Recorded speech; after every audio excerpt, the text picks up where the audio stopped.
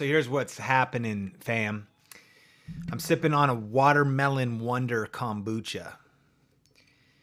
And we're in the final session of today. If you're just joining us, we're in the middle of recording our course, the YouTube Hypergrowth Blueprint.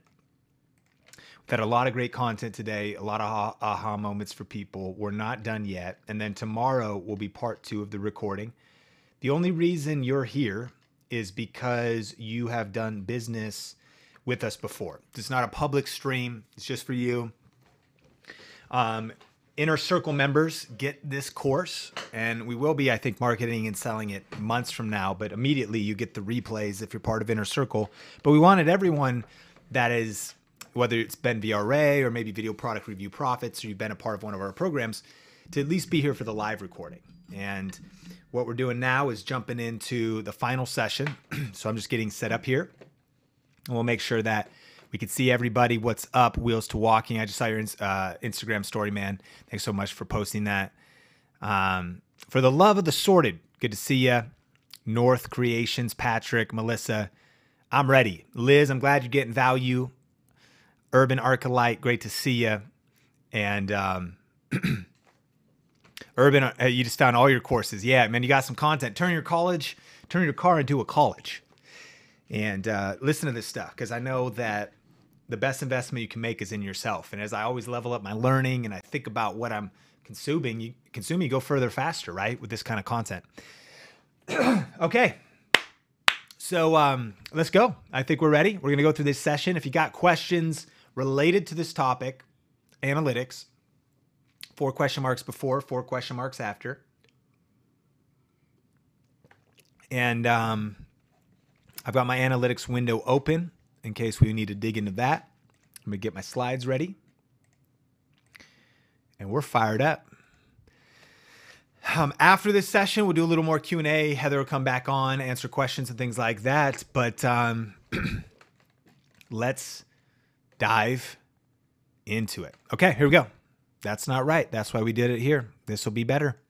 That looks better. All right. Just one moment here.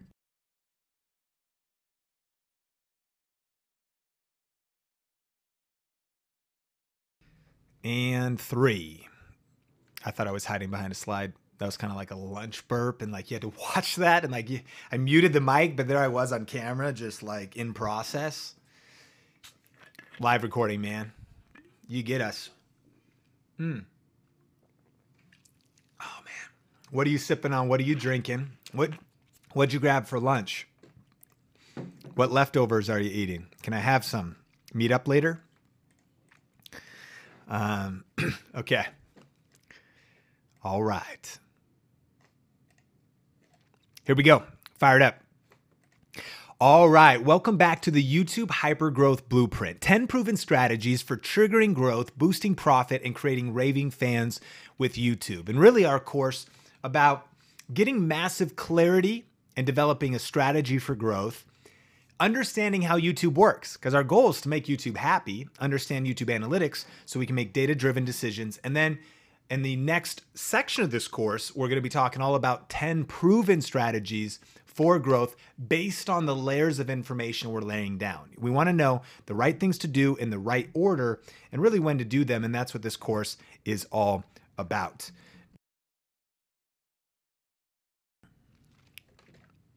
That'll be an edit, Kyle. Still processing my meal. Now I'll give it to you from the top. Hey, why not? This was like, sometimes I do this if I'm about to go live. And before I go live, I talk it out a few times to see if I can even get through sentences coherently. I'm like loosening my elastic.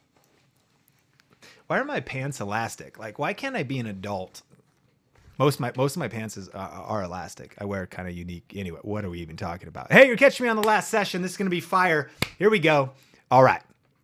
3, 2, 1. All right. Welcome back to the YouTube Hypergrowth Blueprint. I'm so pumped that you're here, that you're a part of this course. And I just want to encourage you that we've already learned a lot, right? Your head might be spinning. You've been going through a lot of different stuff, but pace yourself. You know, I've been doing this YouTube thing. The first YouTube channel I managed was in 2007 for my local church.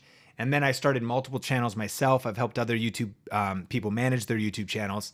So you can imagine I've been pondering and thinking and asking these questions for really over 12 years. You might have been here for the last hour or so, depending on how quickly you're going through the YouTube Hypergrowth Blueprint.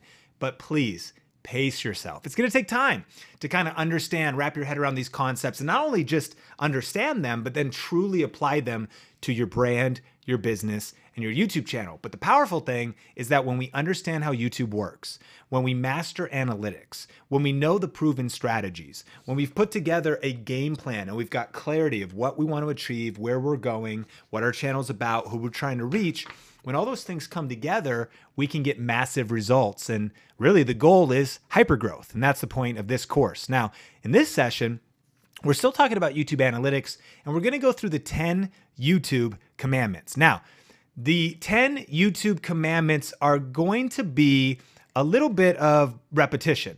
But remember, repetition is the father of learning. And so in the last section, we talked about 10 questions I like to ask about analytics. Where are my views coming from?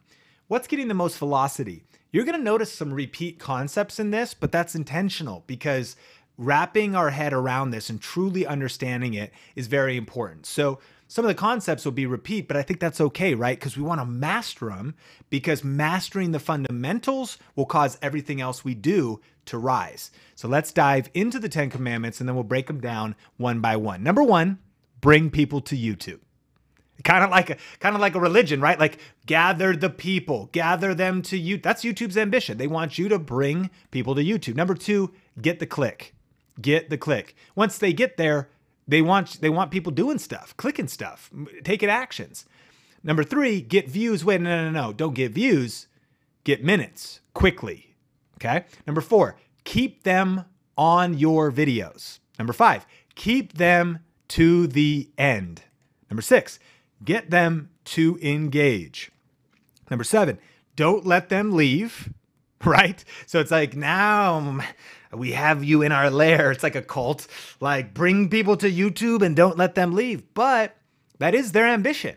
Like if you think about YouTube's goal, like if you're on YouTube, then you're where they want you to be. And if you're not on YouTube, they don't care. They need you wherever you are in the world to stop what you're doing and get on their platform, because that is what winning looks like for YouTube, right? So don't let them leave.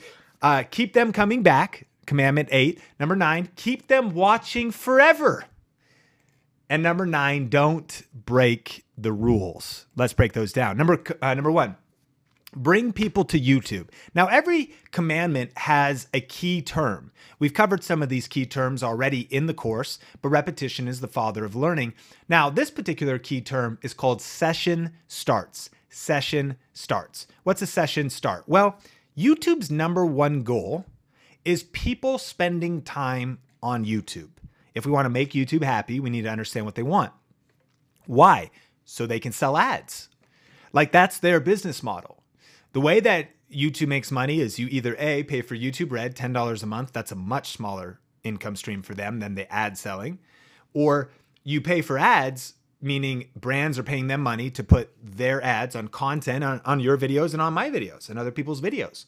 So YouTube's goal is to get people on YouTube and then to keep them there as long as possible. That's called time on platform.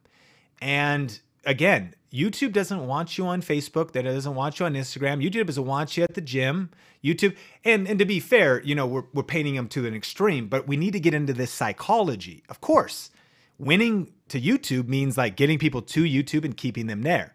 So what's a session start? Well, a session start is when a viewer accesses YouTube through your video link and stays on YouTube after that video is over. So you start a session. When you send a tweet, someone clicks your link, watches your video, maybe only for 2 minutes, maybe for 10. But then that person spends an hour or two on YouTube. Guess what? Some of that gets rewarded to you. Why? Because YouTube wants you to bring people to YouTube. And yeah, they want them on your videos, but look, they just want them on YouTube, period. So they're tracking sessions. So commandment number 1, bring people to YouTube. Start as many sessions, viewing sessions as possible. So how can I bring people to YouTube? in each one of the commandments, we'll have a few strategies that we're going to be covering kind of at a high level. So social media is a big one. You can start more sessions by using social media to send traffic, to send viewers to YouTube. Email. This is one reason why you want to build an email list. You like, hey guys, this week's videos are out or this week's video's out. You're now sending traffic from off platform to YouTube, and YouTube loves you for it. Some of these things might seem overly simple, and you might even say, Sean, that is kind of common sense, but I need to ask you, is it common practice for you? Do you understand it at this level, and are you backing it up with your actions? Do you have an email list? Are you purposefully building a devoted, focused group of people so you can stay connected in case major shifts happen with the algorithm, in case YouTube subscribers go away? I don't think any of these things will happen, but you got to be diversified. And so what is your session starting power? Mine used to be nothing. We didn't have any emails on an email list. My social media following, we all started at 0. But over time, not just on YouTube, we have the power to start sessions by sending traffic to YouTube because YouTube wants us to bring people. Paid traffic, you could do ads, right? YouTube ads, Facebook ads, offline marketing. By the way, anything at all. You could go to a local meetup, stand at Chamber of Commerce, talk in front of local business leaders, and let them know what you do on your YouTube channel. That would bring new people from the physical world to the digital world. Any way you could start a session, I want you to know the commandments so that you could follow them, because what happens when you follow the commandments, you get favor, right? It's kind of like you're like, oh, YouTube, please grow my channel. Well, hey, follow the commandments. And so when you're starting sessions, no matter how you do it, then YouTube's like, oh, yes, we will let you give you access to more of the kingdom. You follow me? So offline marketing. And then encourage subscribers to turn on notifications. You also start a session, well, a couple reasons. One, because they might get notified on their phone or in their email to go watch, and that would start a session. But I think that YouTube also sees, even when you're like one of your subscribers start with you, you're the beginning of their viewing session. So even engaging with your subscribers is powerful towards these commandments, because if the content's relevant and the subscriber clicks on it, but then it opens up a whole world for them and they just stay on YouTube, they stay with you for 3 videos, but then they watch 10 other videos, all of it's good. Point is, start as many sessions as possible. Commandment number 2, get the click. Key term here is click-through rate, or CTR. So a CTR is impressions, click-through rate, measures how often viewers watched a video after seeing a registered impression on YouTube. So that again is when it's on the homepage, it's on the watch page, it's a suggested video that they didn't click on. That's just an impression. Out of all the impressions that YouTube is registering, Think Media might get, I think, 20 million impressions, not views, but just impressions of various thumbnails a month. They're out there, chance for someone to click, and then someone sees something that catches their eye, good thumbnail, they see a title, more importantly, they see a topic, they click through, that increases your click-through rate. And so our key term here is CTR, right? CTR. And so how do you increase that? Well, your title. Like, how good are your titles? Are they provocative? Are they giving away all the answers? Or are they making people want to click? Your thumbnail. How are your thumbnails? Is it a good thumbnail? Does it make people want to click? But hey, bigger than that. And by the way, initially I thought, man, the biggest way to increase click-through rate is title and thumbnail. It's not true, actually. It's your topic itself, right? Because look, if your subscribers are highly engaged with you and they click on everything you put out, no matter what thumbnail it is, well, then your click-through rate's going to be higher. Way more influential as you build subscribers than a title or a thumbnail, okay? So that would also be content and audience alignment is what we're talking about. That the reason they subscribed in the first place is still the reason why they're watching today. So those are some ideas of how to get a higher click-through rate. Commandment number 3, get views quickly. Wait, no. Get minutes quickly. And the answer is both. Our key terms here, watch time and view velocity, or watch time velocity and view velocity. Minutes in YouTube's eyes are greater than views. Remember, time on platform. One view could be a matter of seconds. A couple hours on YouTube, they're happy, right? Time on platform. Minutes matter most.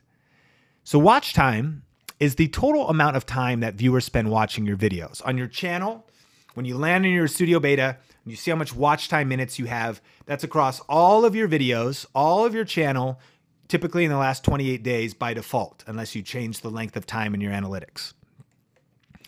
Now, you can also study the watch time of an individual video, right? Now, view velocity refers to the speed in which your video gets views in the first minutes, hours, and days after the video's release. And watch time velocity is the speed a video accumulates minutes. So the punchline is get views and minutes quickly. Okay? Again, you might go, well, obviously, I want everything to go viral. I want it to go fast. But I think understanding this needs to map and influence your behavior. And here's what I mean. I put this video out. This is a good example of a video getting fast velocity, 124% more. I would honestly say that the reason why this did it, yes, the thumbnail is powerful. It's a good thumbnail. It's colorful, nice arrow. It's interesting. The title, new 4K camera, exclamation point. Those are important, but it was the topic itself. I've talked about Canon cameras so much, and people love Canon, and they want to know what's new from Canon, and even 4K is kind of sensational because Canon's been late to the 4K game. So the velocity, yeah, good title, good thumbnail, but even more importantly, the topic. And people are pumped. Mind you, we're always hustling social media, email, other way, Instagram stories, like other things we can talk about for promoting. But that alignment leads to that speed of velocity. When you look at this in a video snapshot of a recent release on Think Media on how to learn faster, the views were down. So the view velocity was a little slow, 18% down. But the watch time minutes were up 63%, and minutes matter most. So that's still a really good win as far as a video. You want to be up, and you want the speed of that. Look, first 23 hours and 26 minutes compared to your typical performance. Understanding speed, view velocity, it's one of the most important terms. Not just are you getting views, even a good chunk of consistent views slowly over 10 years. Now, how fast is this thing going? And there's so many factors. Some you can influence, some you can't, all those combined together. But when it's getting that velocity, based on what you can control and all the strategies you can produce, there's a breakthrough moment, and that's how videos go viral and get into suggested videos, is when they have extraordinary velocity. So looking at this one video, we're looking at watch time. So I'm on the watch time tab in the YouTube studio. So it's showing the minutes. That's what this blue line is correlated to. And this video is getting extraordinary results. By the way, I believe this video probably ranks for best camera for YouTube in the top couple spots. Why? Well, normally my videos get this little gray line, but this one is just smashing, right? It's just taking off, and there's reasons for that. But at the end of the day, this is our watch time. There's our total watch time, but your watch time velocity is the blue line, right? It's going gray is like, normally this is what your velocity is. Videos would plateau by here, but this one is extraordinary and it ranks. It's showing up in suggested and it keeps getting views. Now, if I tab over, this is since published, I can click on the views tab, compare the same thing. There's my typical performance and there's the blue line. Key terms here are your total views, 134,000, but your view velocity is the blue line. How is it performing based on your normal performance? Remember, edit that out. Note to team, edit.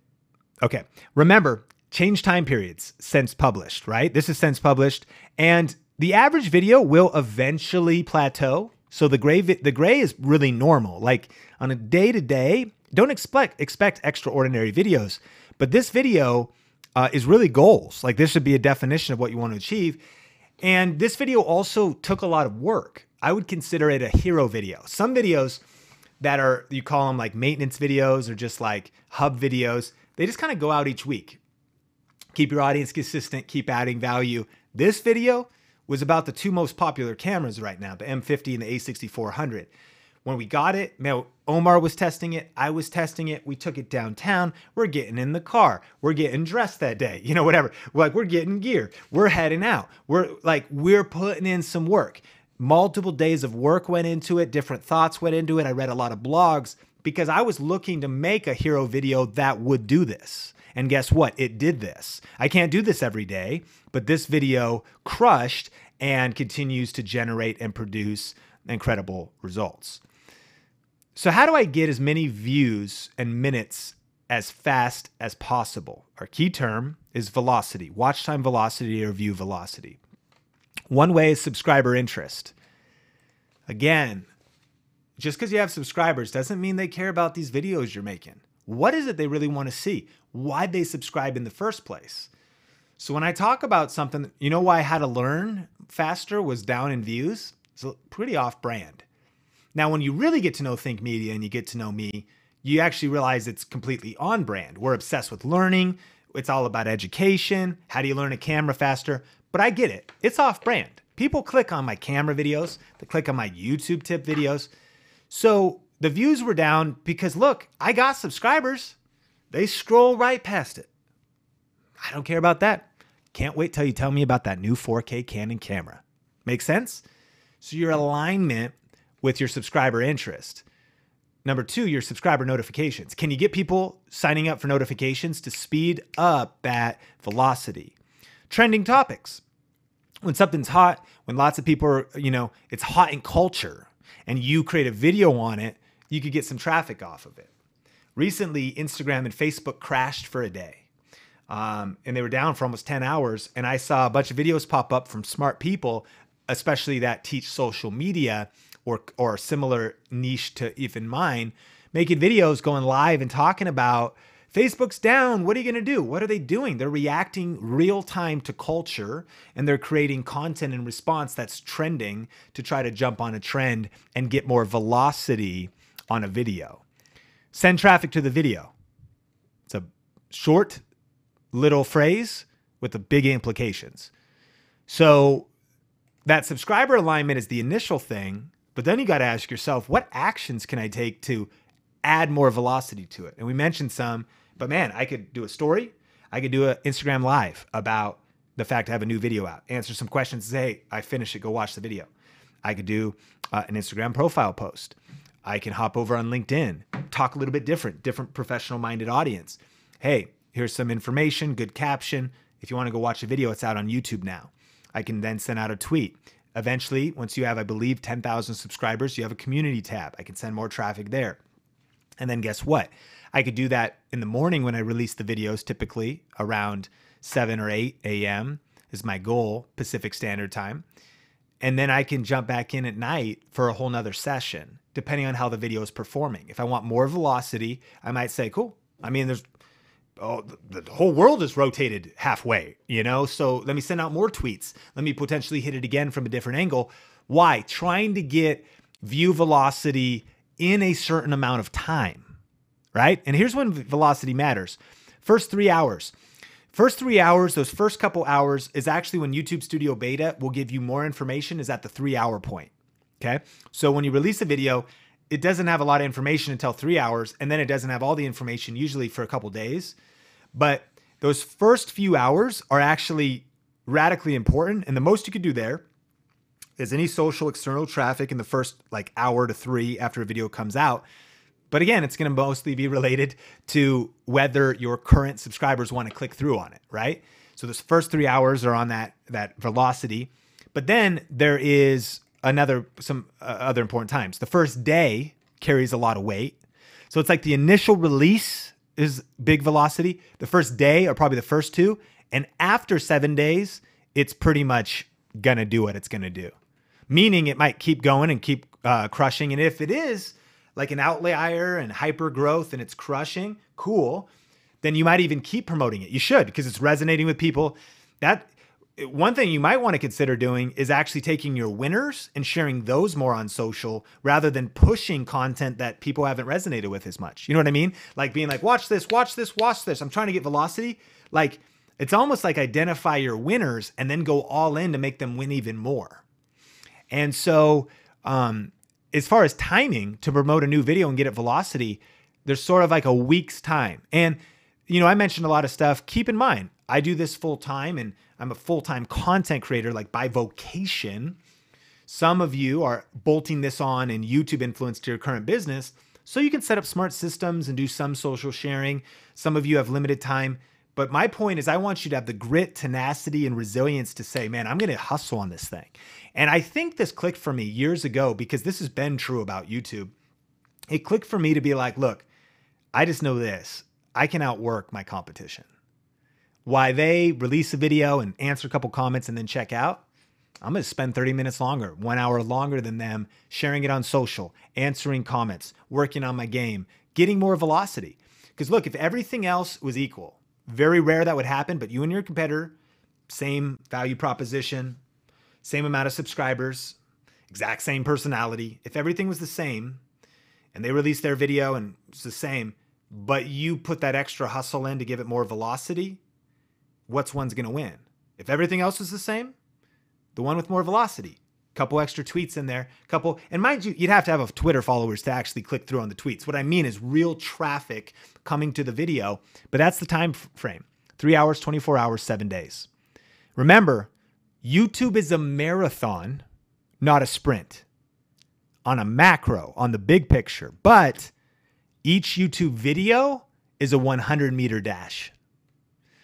And for us, I like to think in my mind, 24 hours is that dash. Because 24 hours is that first time to where, and by the way, some videos I don't dash on at all. Put them out. I'm like, okay, it was never meant to be a hit. It's just adding value. It's not probably going to be one of our biggest ones. That's fine. But when I feel it, and actually now the Think Media team would tell you, I'll be in Slack. I'll be like, this one's going to crush. Why? I've been studying my analytics. I've been studying the content. I've been posting videos. And you start to almost be able to like predict the future because you sort of get the nuances. You learn your audience. You learn details about the content. So when you release a new video dash, you can't sprint all out over the long haul. You'd kill yourself, but you can do micro sprints. And I view every YouTube video as like a quick sprint. Get that thing going, do as much promotion around it as I can, as much social media, email, whatever's happening. And then at some point you got to chill out and rest some, hang out with your family and pace yourself on the journey because YouTube is a marathon, not a sprint, but each YouTube video is a 100-meter dash. Commandment 4, keep them on your videos. Key term, channel watch time. So if someone watches one video, and even if you have a viral video, that's a great goal. But better than someone watching one video from you is them watching 2 videos. Am I right? So you don't want them to just watch one video. Keep them on your videos. So watch time is the total amount of time that viewers spend watching your videos. But your goal is to get people to watch more than one. So how would I do that? Well, here's this guy, right? He's being hypnotized by your content. And your goal is to get him into like a binge of your content. Someone has something they want to know. Someone's trying to figure out, like in our community, McCain dogs, how to get their dog to stop peeing on their carpet or to heel when they walk. If you're Heather Torres, the operation officer of Think Media, you're helping people with homeschool. Maybe someone's stressed, worried, they don't know what's going on. They got a lot of questions. Like they're ready to like take an afternoon and learn, and they discover you want them to binge all your videos. Someone, for me, they're trying to figure out what camera, but then they're trying to figure out what lighting, but then they're trying to figure out tips of growth.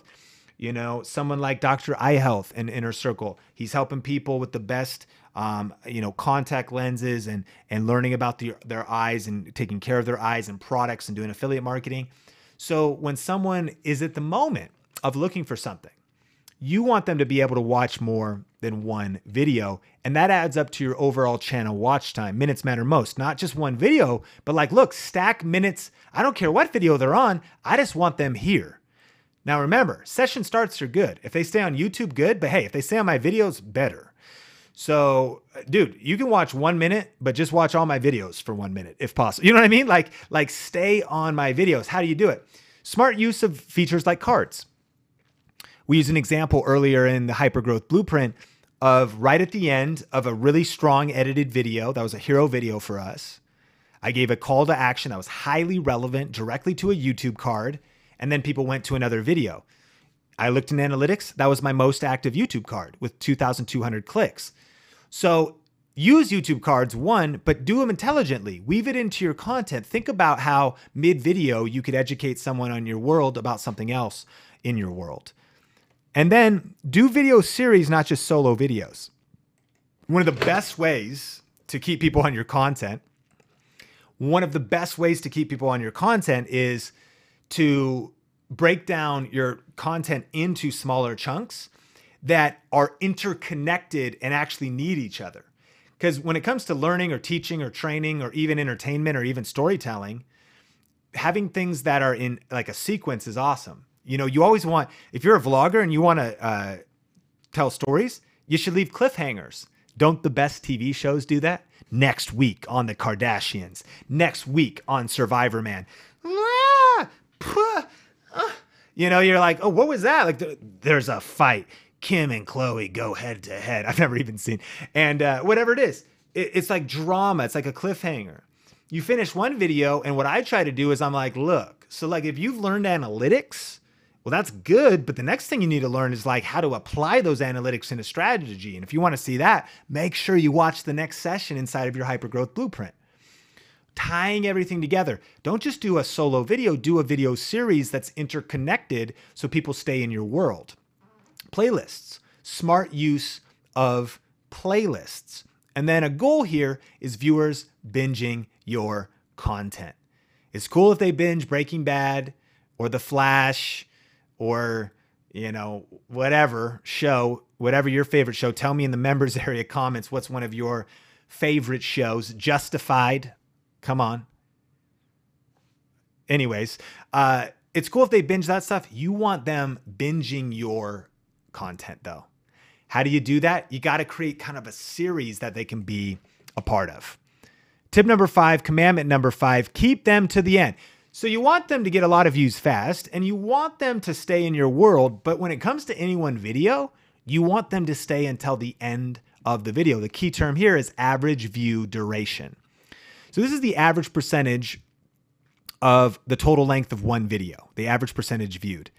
So in this case, best camera for YouTube, it tells you right inside of your analytics, your audience retention, but it says your average view duration is 448. What I'm concerned with is the percentage.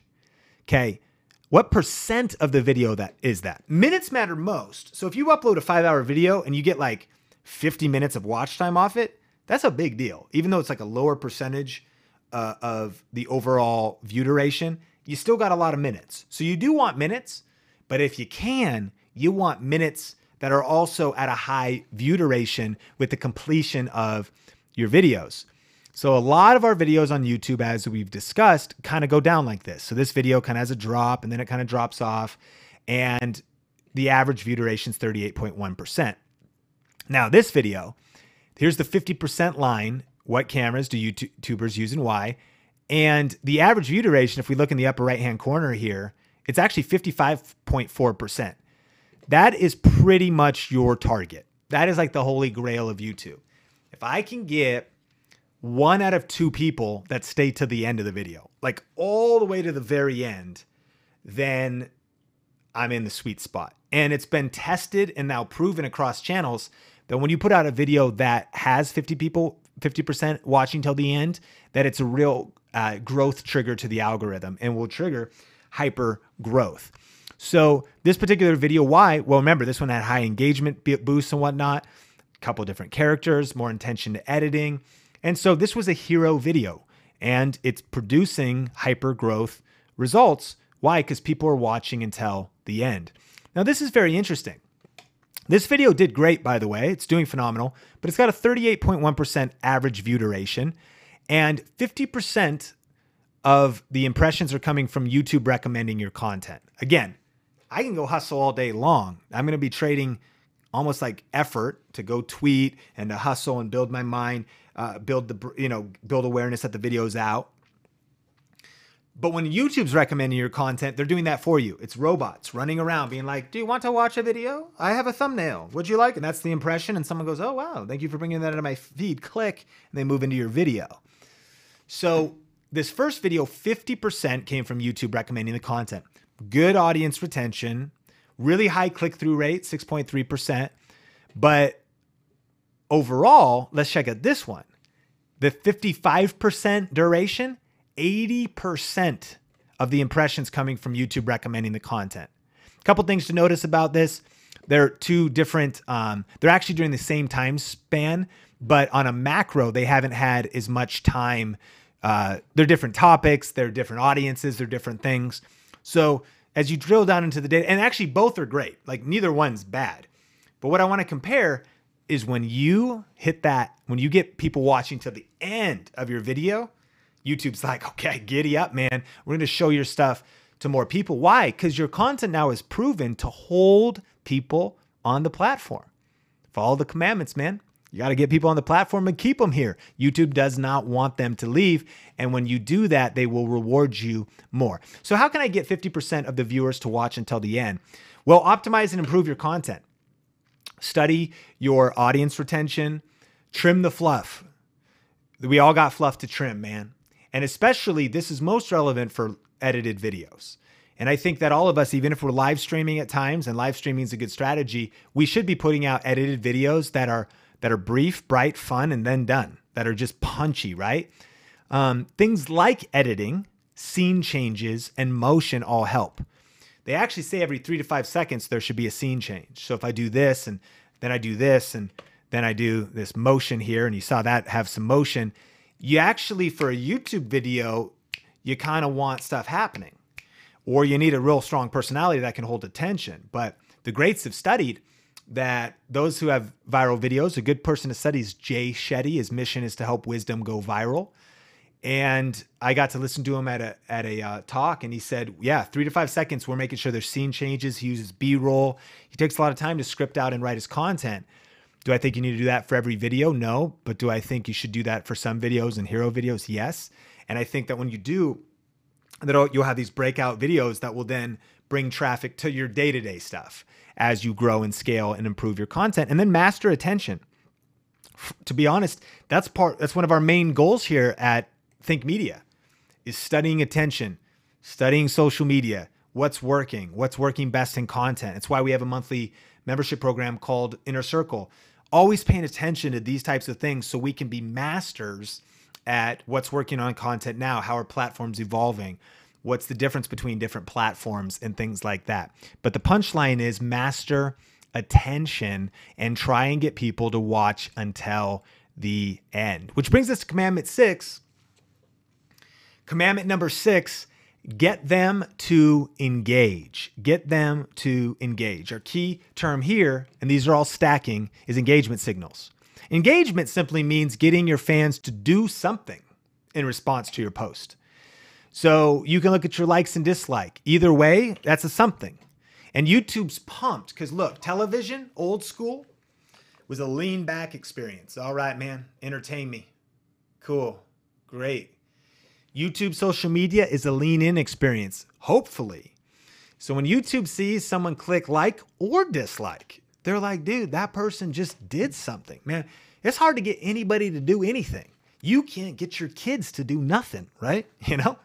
And yet YouTube's like, dude, this person just clicked a like button. That's an engagement.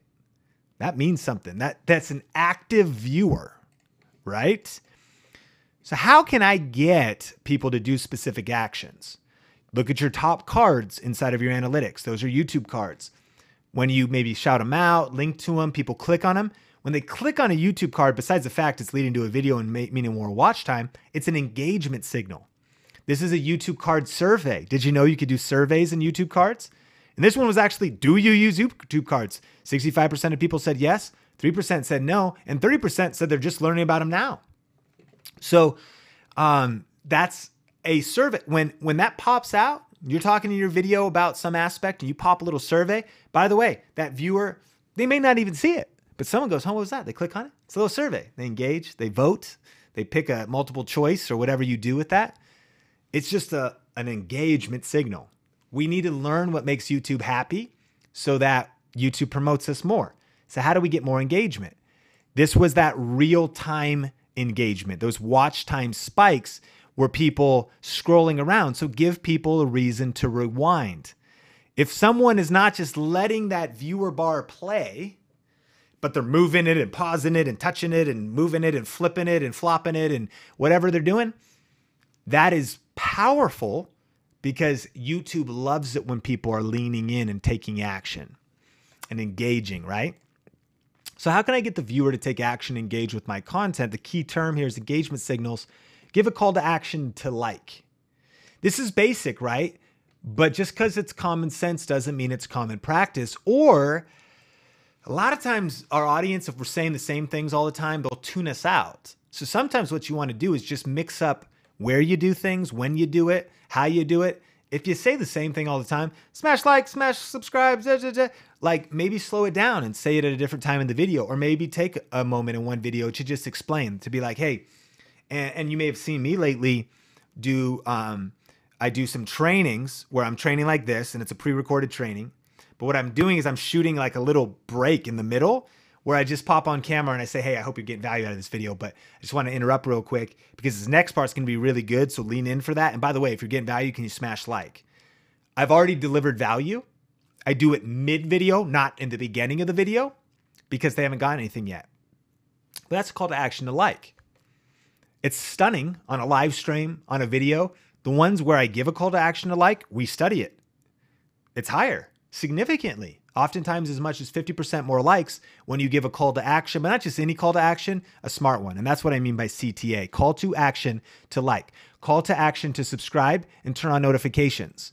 I'm pretty good at this. I need to get better at the notifications because as there's more channels, as there's more subscribers, you can't force it, you can't rush it, but notifications are how you rise above the noise because that's someone who hasn't just clicked subscribed. Now that's kind of almost like a shallow level of engagement because there's so many people. Notifications is like, yo, you're in my inner circle, man. I don't want to miss anything from you. So letting people know, like, you know, you could even tell people, YouTube, it's kind of iffy on how it works and if my videos will get distributed to you. But if you want to make sure you never miss them, turn on notifications. Educate your audience a little bit, and that can get more engagement because when someone clicks, why? The subscribe button is an engagement signal. Clicking on a notification is an engagement signal. Click the share buttons. Do you know somebody? Hey, share this with them. If they click those share buttons below the video and share your video out, that's engagement. Use YouTube end cards and cards, the YouTube features. People are tapping the screen to engage on those things. Use card surveys. And then consider doing video premieres and live streaming. It's a little bit different. I don't think it's either or, it's both and for us as YouTubers and content creators. But video premieres are a way for you to premiere a video. The video plays publicly like an event, and then you're able to be in the live chat. Live streaming, on the other hand, is where you're live and there's live chat.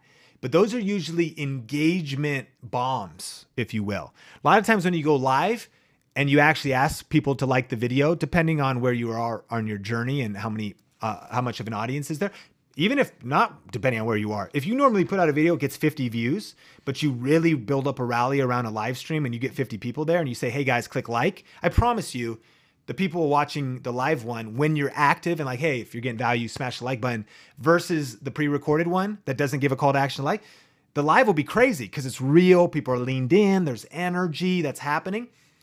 So video premieres and live streaming, all of these things are like tools in your tool belt to stack up and get more engagement signals. Commandment number 7, don't let them leave, right? So now we've brought people to YouTube. We're bringing people to YouTube. We're hopefully keeping them on our videos, watching multiple videos and watching to the end of our videos. And now that they've been here for a while and their eyes are starting to like hurt because you were like, look, you can't leave, right? Like, now obviously everyone's going to leave eventually. Like no one's on YouTube forever except for Think Media, but don't let them leave, right? Like you want to keep people on platform as long as possible. But probably the key term here is session starts, session duration, and session ends. Session ends. So a session start, right, is when you start a session. Send a tweet, someone comes, okay, cool. You started a session. They watch your video for 5 minutes. They watch 10 other videos. You get some credit for that whole session because you started it. That session duration is what they're noticing. It's the total amount of time someone spends watching YouTube as a platform, not just your videos and channel, and how that relates to your videos. See, it does relate to your videos. If they go, man, this person's an educator or this person's an entertainer. And I always start with my friend, It's Judy Times Vlogs, because she's my favorite vlogger. But then I might go to my B-list and C-list vloggers. You know what I mean? So if you're like if you want to become someone's like main thing, then if they hang out on YouTube, YouTube's going to love you for those longer session durations. And then session ends. Session ends are how many YouTube viewing sessions your videos end, i.e. when viewers click off YouTube. Oh man, this is the one, man. This is the one that hurts. This is the one we got to talk about. This is really what we need to strategically think about, because the truth is YouTube is paying attention to see if we're inviting people to another party. YouTube, Susan, the CEO, isn't trying to hang out with Mark Zuckerberg, man. They're probably enemies. Now, I'm sure they're probably friends, but you know what I mean? It's like, look, like, cool, Facebook, but like, we're YouTube and this is our party. And we don't want you to send anybody to anybody other parties. And like, oh, you do have a website, which by the way, I've talked to a YouTube employee about this. They give you tools to link off YouTube. So it's not that they care. They understand you need to build your business and you need to have a website, but they are paying attention. Therefore, we need to be very intentional about when we end sessions. Listen to these quotes from YouTube. The algorithm for suggesting videos includes prioritizing videos that lead to a longer overall viewing session. It's a big deal. They're going to prioritize videos that lead to a longer overall viewing session. This is why a lot of old school marketers are losing on YouTube right now, because they're conditioned to do like a 4-minute video that always gives a call to action to get someone on an email list or to do something else. And if all you ever do, then YouTube's like, okay, so wait a minute. Your videos always lead to short sessions. Your videos always end sessions. Your videos always send people off YouTube like all the time. Excuse me. And so the YouTube algorithm for suggesting videos, it wants to suggest videos that lead to longer viewing sessions. Whether yours or somebody else's. These are just the commandments. You got to know them. You got to know when to break them, but you got to know them. And so consider the implications. YouTube optimizes search and discovery for videos that increase watch time on the site, time on platform.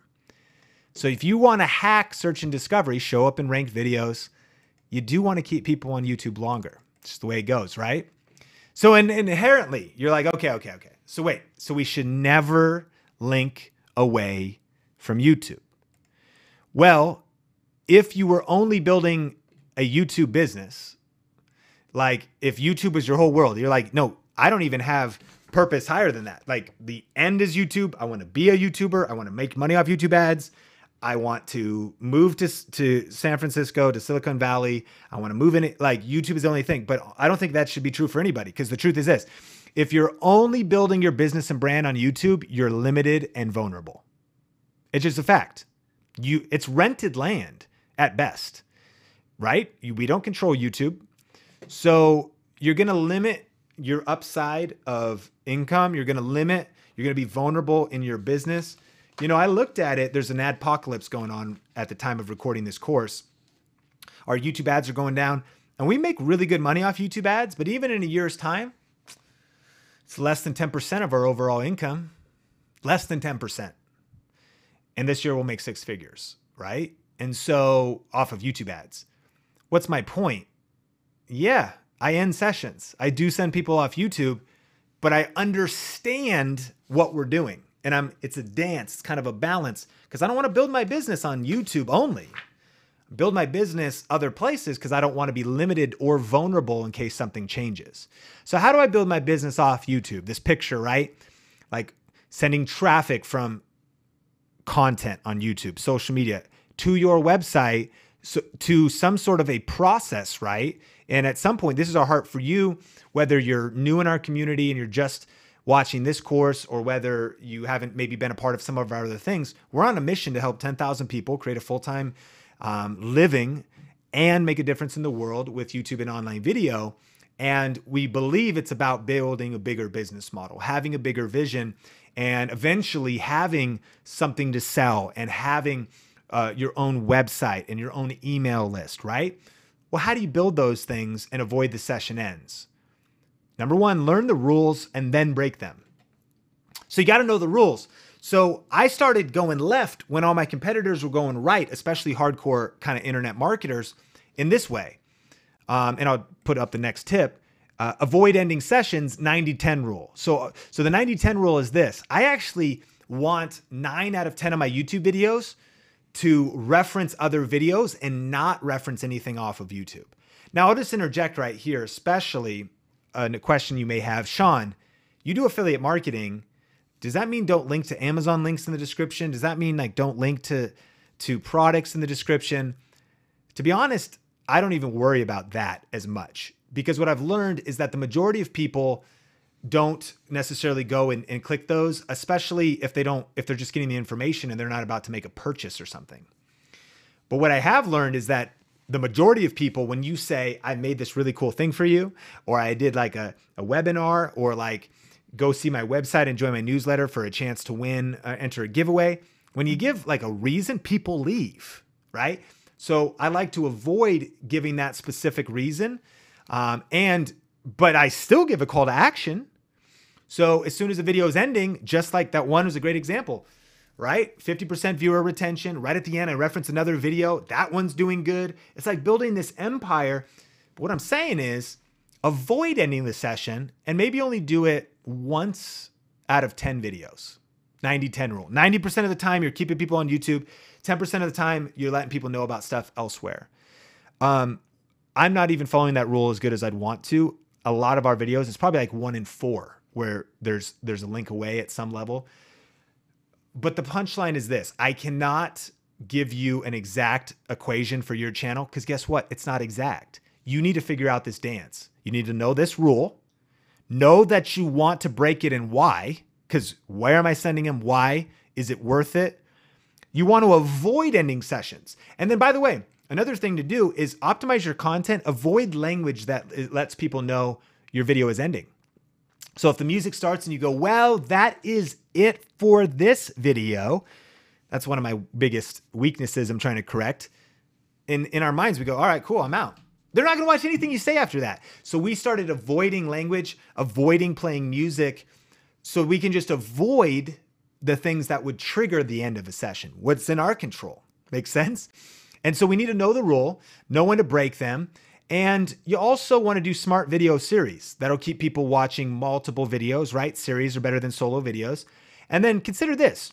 When you do build an email list though, you actually send traffic back to YouTube if you do it like us. So sometimes I'll say, hey, and if you want to grab a checklist from us, go download it so they leave. We ended a session. But keep in mind, they went and downloaded a checklist, jumped on an email list, and now once a week, we are like, hey, here's the latest videos this week, and we're actually sending external traffic back to YouTube, starting new sessions. Is it an exact science for us? It's not. But we understand the commandments, and we're playing the rules, and we're doing this dance to say, okay, we want, YouTube's like the Godfather, right? It's like you got to pay, pay to play, like in the sense of, I got to know the rules. I'm trying to make him happy. Please send favor to me. I want to understand you. But we kind of want to make multiple parties happy. We need to make YouTube happy, but we also need to build our business. We need to make YouTube happy, but we also need to play a bigger game, have a bigger thing that we're going for. And we also need to do things like this. Look, if you always put out a certain kind of video, every once in a while, you probably should put out a video that's like, hey, if you're new here, and you're newer to the channel, normally we do this, but today I just need to ask you for something. Like, go to my website right now and do something. Guess what? That'll never be a viral video. That'll never blow up. But when you're purposeful, all of the action, the watch time, the minutes, the subscribers you're getting, that's like a deposit into YouTube. then you need to know when to make a withdrawal. And the withdrawal is, look, I got a webinar. I need you to come see it. Even if YouTube's going to reduce the reach of this. Look, I got a new book out. I need you to leave the platform and go buy it. Even if that reduces, does that make sense? I know the rules, but I'm choosing to break them because I've got a purpose, and I'm going to accept the fact that it's going to reduce my reach. Whatever. I'm going to accept the fact that maybe I'll lose some subscribers. This is the name of the game. You go forward a little bit, you go backwards a little bit, but I'm never going to go like all in and never send people away from YouTube, right? Even though that's because you got to actually build your business. Commandment number 8, keep them coming back. Keep people coming back. Key term, subscriber and content alignment. So session starts is how many individual YouTube viewing sessions you start. And that could come from external traffic. You send a tweet, you let people know on Instagram stories. It could come from new traffic, meaning maybe you send a tweet. The reason I mean external is they've never been to your YouTube channel before. New traffic could be you go speak somewhere, you go do a presentation at a local entrepreneur meetup, meetup.com in your city. Great resource, by the way. You can look it up. It's a great way to connect with business, social media, entrepreneur, and who knows. And so you go and you meet new people, and that starts a session. However, one of the biggest opportunities, what I mean when I actually say keep people coming back, is I actually mean people who've already subscribed, like, keep them coming back, like keep them engaged. And this might be one of the most important aspects of this entire YouTube hypergrowth blueprint. So really lean in right now. Like whatever you're doing, set the distractions down and really grab this point because this could really trigger hypergrowth for you. Okay? So ask yourself, what did the viewer subscribe for in the first place? In this case, if someone watches this video, best YouTube video gear. So they saw this video. Wow, helpful, practical. I click subscribe. Amazing. Okay. What'd they subscribe for? Well, gear tips, maybe some YouTube tips, but definitely gear for YouTube. So then next week, I put out a video, best YouTube lighting. Oh man, we're doing good. Because they're like, okay, well, I got the camera. Lighting, okay, that's great. I'm clicking on that. Maybe I'm not even ready to buy it yet, but I'm going to click on that. And so they subscribe for this. This hits their feed, right? Oh, they don't skip it. Dude, I recognize that guy. Little commonality in the thumbnail. He had a helpful tech video. I'm going to check him out in this video. Click through. Boom. Next one. Best settings for video. Well, shoot, the camera I just ordered on Amazon is actually here now. Sick. This video is perfect. This is no miss for me. Your subscribers. Click. This is one of the fundamental biggest things of, if you want to trigger the algorithm, you need to make sure people in your subscription feed aren't going past you. Look, you're home, okay? Subscriptions. Got it? Getting here is one thing. Getting people to keep watching videos here is a whole nother thing. And guess what? All these people, all my friends and whoever else I'm subscribed to, they're getting an impression, but not a click right now. This is hurting them, really. So they're like, all right. So this is the signal this tells YouTube. So YouTube's like, so my friend Authentic Ben, right? They go, okay, so Ben put out this great video, maybe, and his subscriber, Sean, skipped it. Maybe we shouldn't show that to as many of his subscribers. But your subscribers, right? What did they subscribe for? How clear are you on your audience, your avatar? Because when you are real aligned, then video after video should be real close to that target of their original intent. And you want to be like the no miss source. So it was like, oh, Nikki Philippi, day in the life, dude, she's no miss for me. Boom, click on that. And that was a click through to her.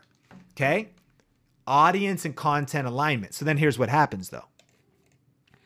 Sean puts out this best YouTube video gear video. Yellow arrow, because it's not as aligned as the green arrow. How to increase watch time. Now, this is not too far of a deviation, but it's a deviation.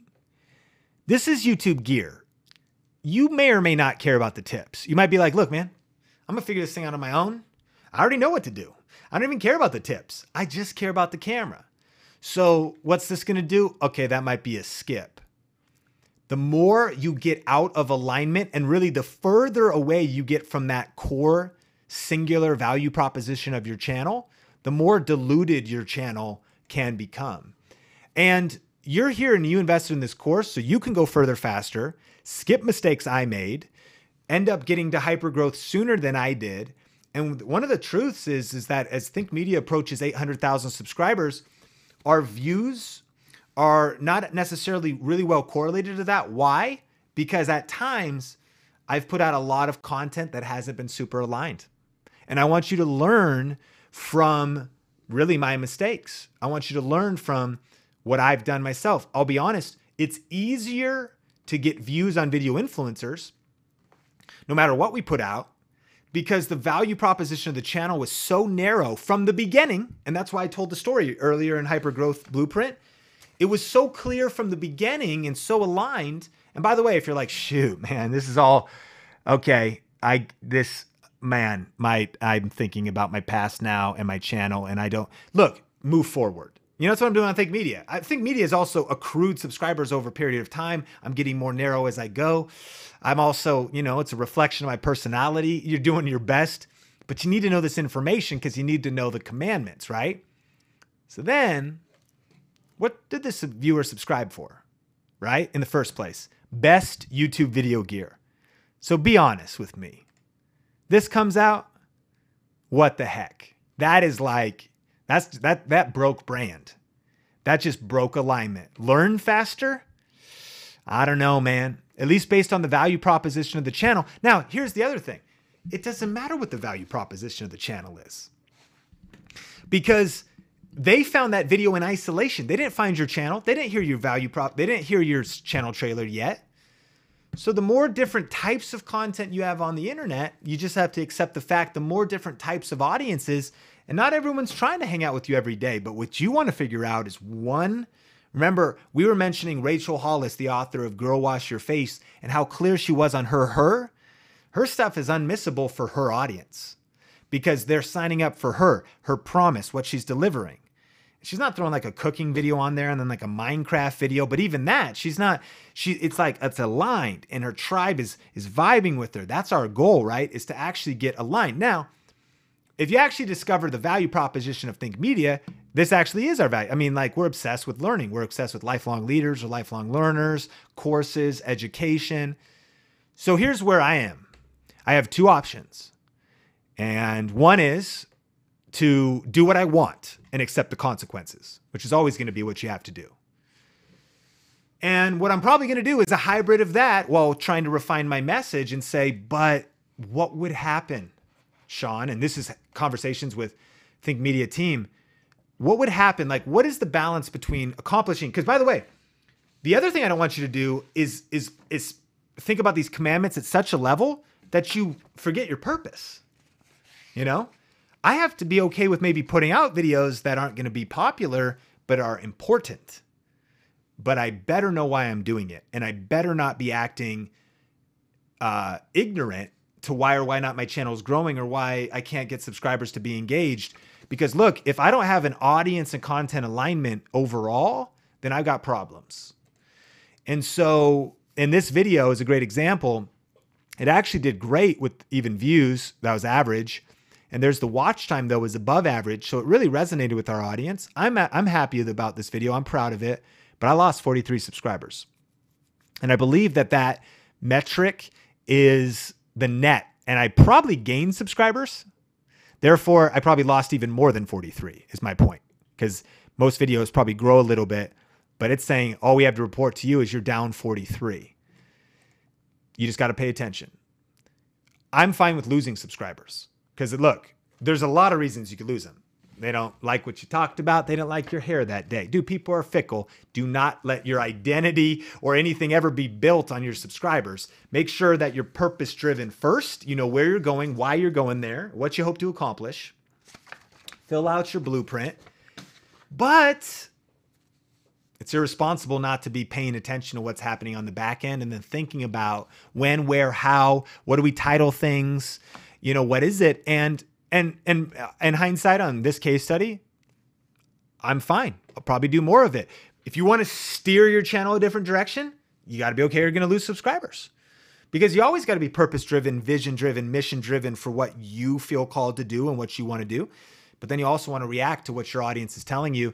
And by the way, if I was just putting video after video after, out and it was just lost subscribers, underperforming, stop and pivot and do something different.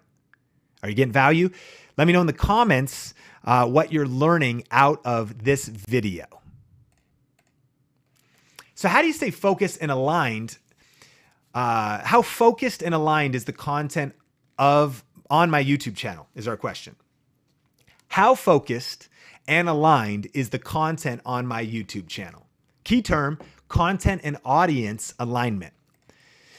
So the first thing is audience clarity. The clearer you are on him, on her, on them, the clearer you know about what it is they want to see, what you can almost take a second.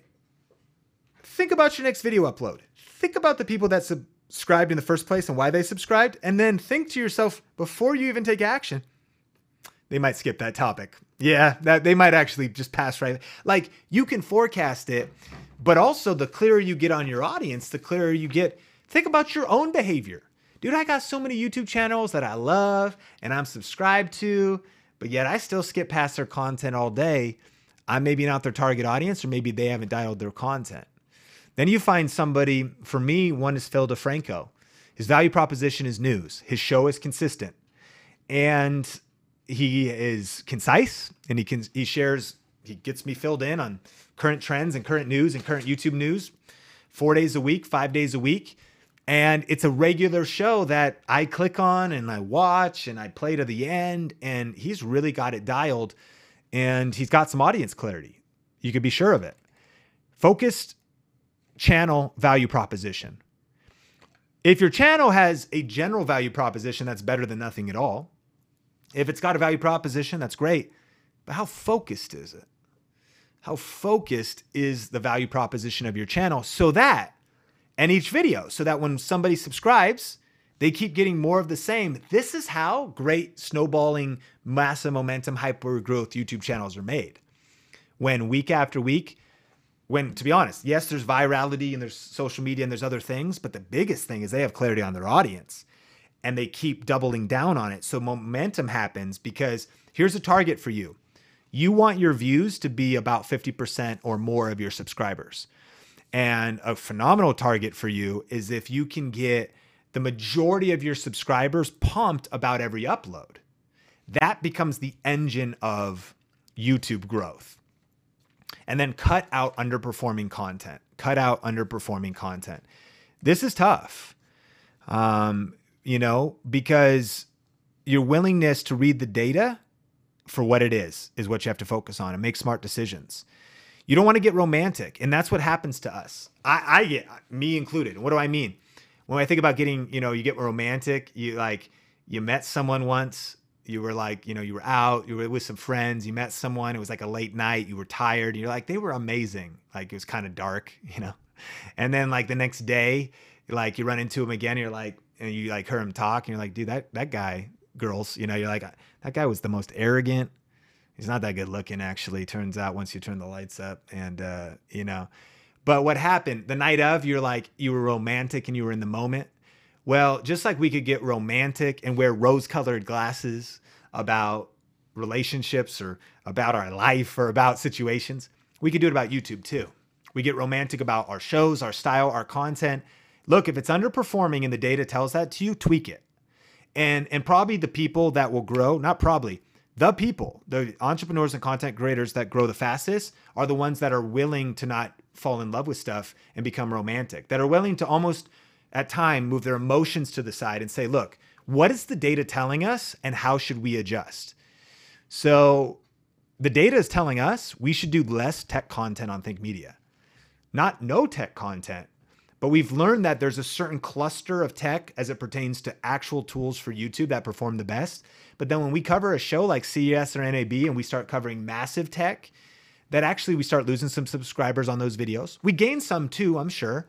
But why? It gets off a little bit because that's the best tips and tools for building your influence with online video. You don't need that drone remote I talked about a little while ago to grow your influence with online video. You really don't. You know what I mean? So if it's underperforming, don't get romantic about it. Be willing to cut it out, change it, tweak it, focus your value proposition, get crystal clear on your audience, hit that bullseye target. And when you align all of this, man, everything can change. Content and audience alignment. And then notifications. Like, just to also on a practical level, if you want people showing up to your video in a way where they're going to actually show up, the goal here is to keep people coming back, to get your subscribers coming back to your videos, educate them on notifications. Also build an email list, right? Because some people, we've heard them in the Think Media community, they go, I just wait for the email because I just know you're going to summarize everything you've put out. And I'm not paying attention to YouTube or social. Like, here, just bring it all to me so I can kind of just binge it all at once. Great. Like, learn how you can get people coming back. Commandment number 9. Here we go, man. This is YouTube taking over our lives. Keep them watching forever. Key terms: ranking in search and suggested. YouTube search. This is traffic from search results on YouTube. Suggested videos, traffic from suggestions that appear next to or after videos from links in the video description. And ranked videos, a video that is ranked in the top search results on YouTube or Google. Our goal is to be showing up in suggested, ranking in search. So keep them watching forever. This is a screenshot of the real-time activity on Think Media. And right there, in any given 2-day period, we get about 110,000 views. That's massive. It just is crazy. It's crazy to think that any 2 days, that's just happening infinity. Now, will it last forever? No, probably not. I mean, who knows? Who even knows what the future holds? But like, this is day after day, week after week, 365, 2,000 to 2,500 views every 60 minutes. Combined video influencers, it's over 4,000 views every hour. This session overall in this course is a few hours long.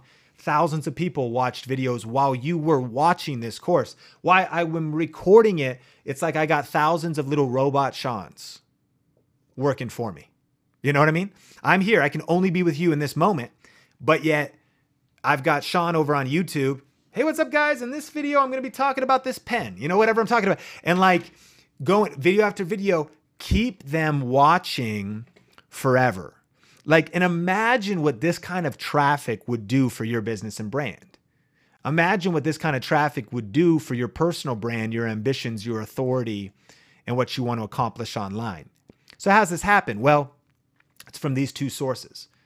You want to be in suggested videos in YouTube search, and in the last month or so on Think Media, about 40% comes from suggested videos of all my traffic, and then about 30% comes from YouTube search.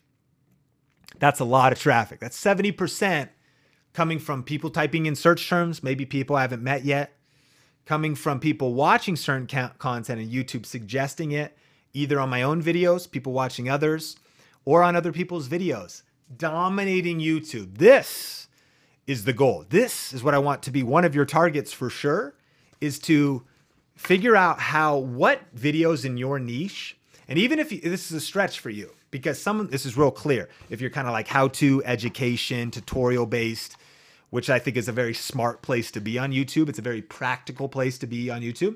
Well, there's a lot of things that are search-based.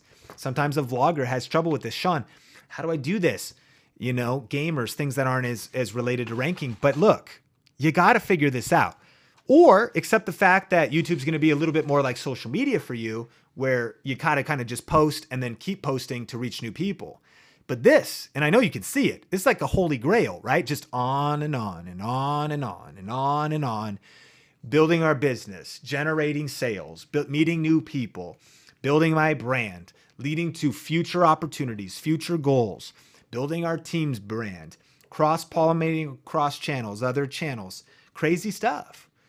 So when you're filling this out, I would actually say, okay, winning looks like getting how much real-time traffic every 2 days or every hour.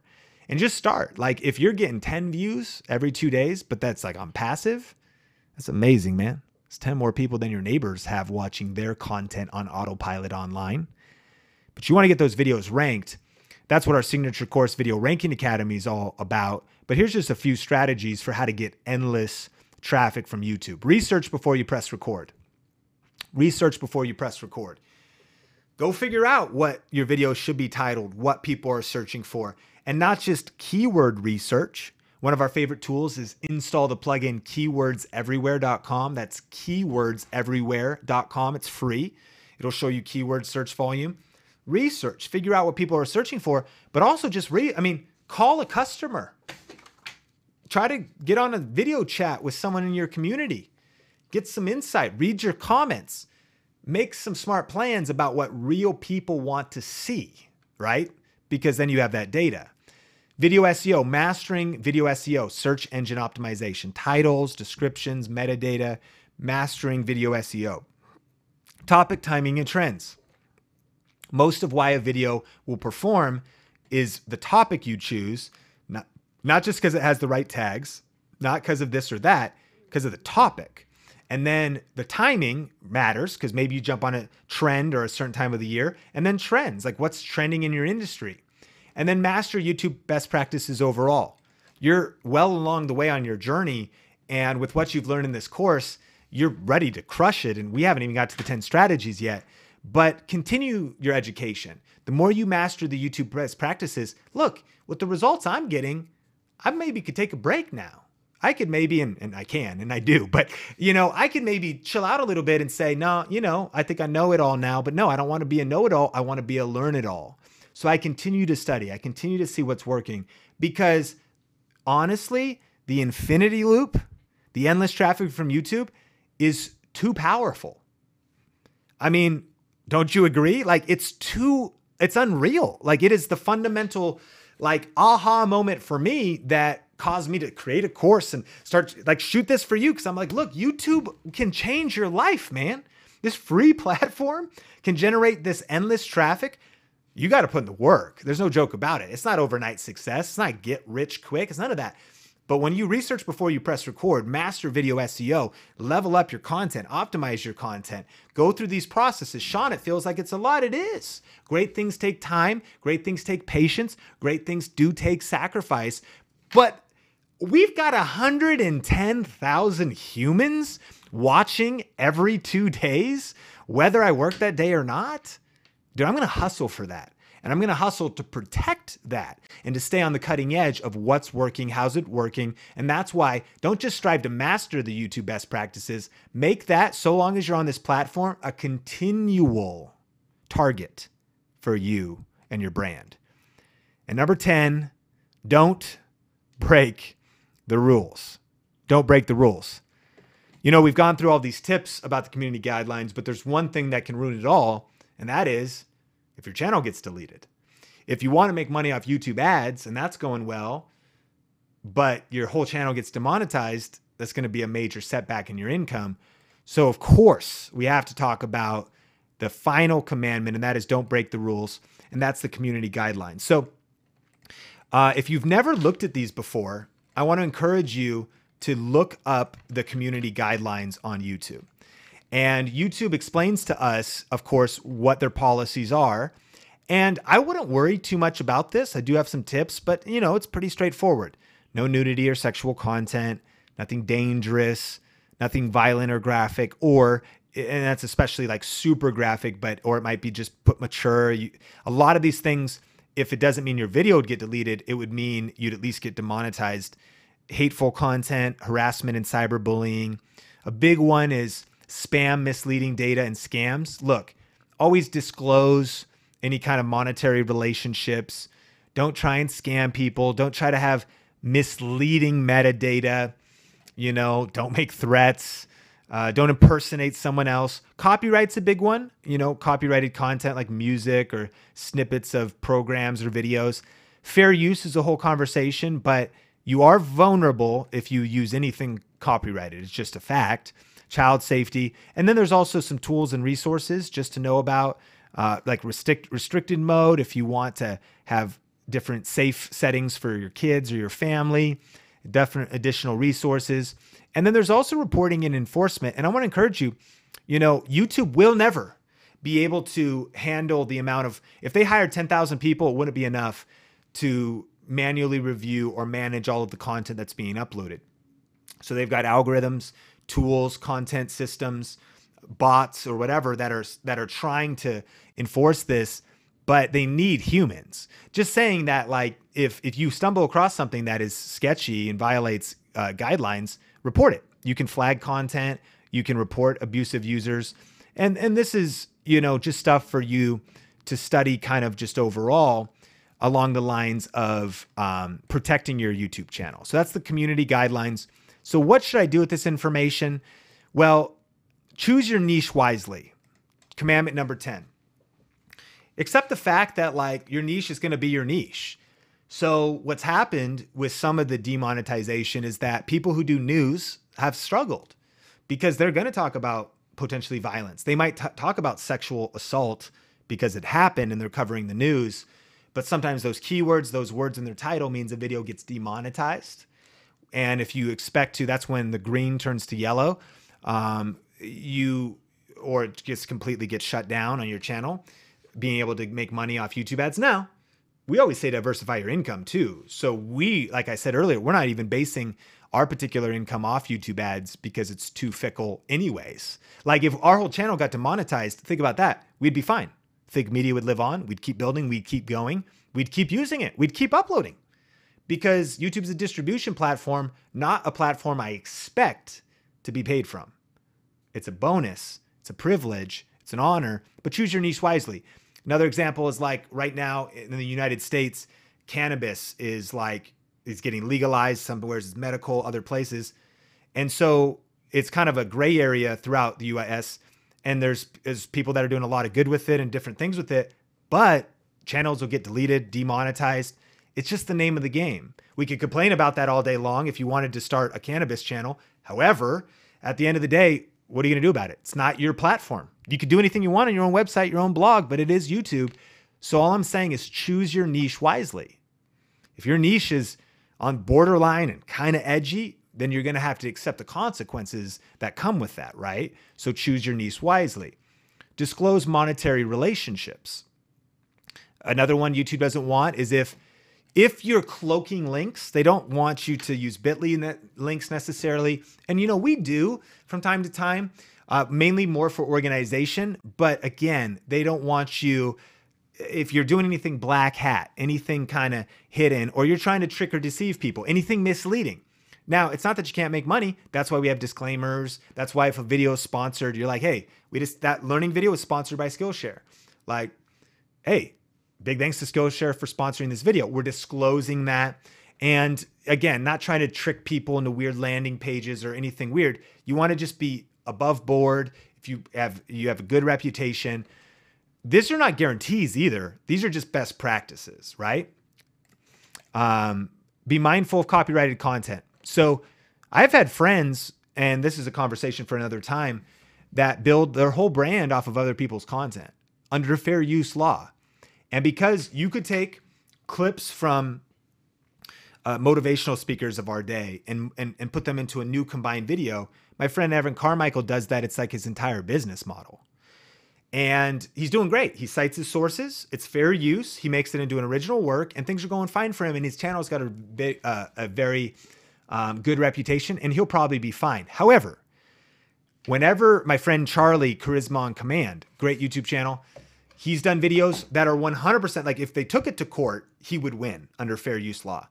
And he's done videos about Conor McGregor, UFC, but UFC, boom, came down on him like a hammer, and they get videos, DMC takedowns, demonetized. Guess what? He appeals it, and he eventually will get it back.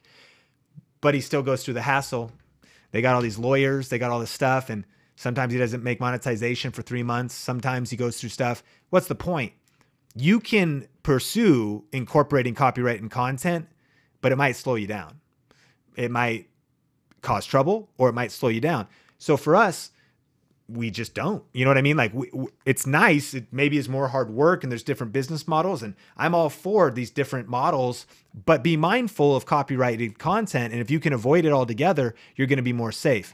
It's also important to note for our UK friends, and maybe you're watching this, Article 13 passed. Now it's Article 17. And that means that there's going to be, especially if you're in the UK and in Europe, that it's going to be harder to use almost any content at all.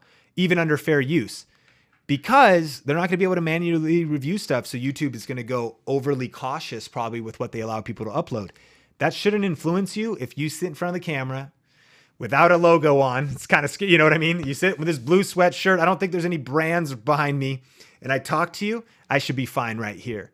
But if my channel was based off reacting, which is a legal, fair use way, you've seen reaction videos, kids react to this or that, and I incorporate, it's crazy, friends. Sometimes if you sing a song in your video, if you like hum happy birthday is copywritten, and weird stuff can happen. Point is, you just got to be mindful of it. This stuff could be frustrating. It could see like, oh, limiting and whatever. But look, this is YouTube's playground. It's their party. It's not ours. They get to set the rules. They get to make the commandments. We just need to learn how to live by them and live within them. And so these are my tips. And then diversify, because you don't want all your eggs in one basket. That's why, look, YouTube goes down today. We're fine. True. Like diversify, different platforms, different monetization streams, maybe not all at once, but over the long haul, you want to eliminate vulnerability by diversification. And then finally, just be smart. Look at the community guidelines, be smart. And it's not a guarantee that YouTube's not going to make mistakes. There was some recent stuff that's been happening with YouTube with child predators that were commenting in the comments of someone else's video, not even on their video themselves. And that sometimes those videos were getting demonetized. They fixed that, but then they started turning off comments on some people's videos out of protection for the kids and the families. And they kind of took an overcorrection to that. So a lot of Benji from Video Influencers friends who are family vloggers had a lot of their comments turned off. Again, they're still monetizing. It's kind of frustrating. But my point in saying all of this is that as you go forward in the future, this landscape is going to be unique. It's going to be different. You might have state regulations. You might have global regulations. Your niche, you might be deeply passionate about it and you know it's what you want to do, but then you need to make smart moves and maybe get different legal counsel, whatever it is. We don't need to worry about this stuff too much. And maybe you're like, this isn't even a problem for me. But some of us are like, okay, yeah, this stuff's real based on what I talk about. Be smart. And remember that complaining is not a strategy. It really isn't. And so always just look for solutions and keep in mind that YouTube is trying to be as attentive as possible. If you ever have trouble, depending on the size of your channel, you may have a YouTube support email or try the YouTube support Twitter. And they're doing their best. It's staffed with, they hired thousands of employees to help with some of the things based on volume and keeping children safe and getting certain types of content or terrorist or hateful content or anti-Semitic and all these different things. YouTube's fighting. They're not passive in the battle, but like zillions of minutes of content's uploaded every minute. So be smart and play, you know, within the rules and know when to break them. Let's recap these rules now and see how these all stack. They're all similar, right? But you can see how they all stack. If you were to do all of these, man, the heavens are going to open on your YouTube channel, right? So number one, bring people to YouTube, start sessions. Number two, get them to click on stuff. Better thumbnails, better title, you know, subscriber alignment. Get as many views and minutes as quickly as possible with your velocity. Keep people on your videos. When they finish one, give them something else to watch. Don't just let them watch one. Try to have them watch 10 if possible. Keep them to the end of the video. Goal 50%. 1 out of 2 people actually make it to the very end of your video is the target. Hard to reach, by the way, but keep optimizing. Keep trimming the fluff. Keep working on your content. Get them to engage. Hey, smash like, subscribe. Hey, in fact, I'd love to hear from you on the YouTube card. Tell me what you're thinking. Do a little survey. Get them touching buttons, sharing things, you know, scrubbing through. Give them a reason to rewind. Don't let people leave, right? Once they're there, think about ways to keep people on the platform even longer and then keep them coming back. Inevitably, they will leave. And don't leave them leave, but choose your call to actions wisely, right? You got to eventually get that email list built. You got to eventually have them come to your website. You got to eventually sell that merch t-shirt and they have to leave to go buy it somewhere else, whatever it is, but choose it wisely. Know when you want to break that rule and why, and keep people on platform for as long as possible. Keep them coming back. Build that email list. Get subscribers engaged. Get those notifications going. Keep people coming back to YouTube. Keep them watching forever. Search and suggested so you're constantly building watch time minutes, and then don't break the rules so you don't get kicked out of the kingdom, right? Don't get cast out. And don't break the rules so that your channel stays monetized. You stay according to community guidelines, so you have all the privileges and all the features of YouTube. These are the 10 YouTube commandments. Follow them, master them, and YouTube will show you great favor. In summary, what gets measured gets improved, right? So these are a lot of recap on analytics. We're really understanding analytics at a deep level. And as we study these things, we think, okay, shoot, people are going, it's dropping right at the beginning of analytics, a watch time, audience retention, and it's flat. Keep measuring it. Okay, next challenge. How do I keep people there for a minute? And so it's like this, and then that. And then how do I keep them longer? And then how do I trim it down? Look, small tweaks lead to giant peaks. So keep looking at your data, keep looking at your content, keep looking at it, because what gets measured gets improved. Remember that repetition is the father of learning. We just repeated a lot of the key terms. We've been looking at some of the same things, but look, I'm still pumped about this stuff, man. Why? Because I know that the more that I think about this, the more that I study on it, anything that's going to help my future. That's why I listen to the same audiobooks. I read some of the same podcasts. I'll rewatch YouTube videos. I just did this last week. If something is adding value to my future, come on, I want more of that in my life. And then know when to break the rules. You have to send people off YouTube. There will be a session end someday. That's fine. Don't stress, but just avoid it. But then when you got something to do, you got that bigger purpose, that business purpose, know when to break the rules.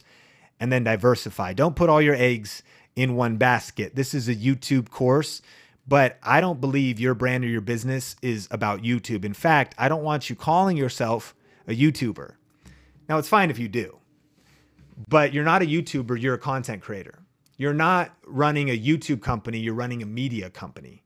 Even if you're running a dog training company, you're running a media company because you're creating content.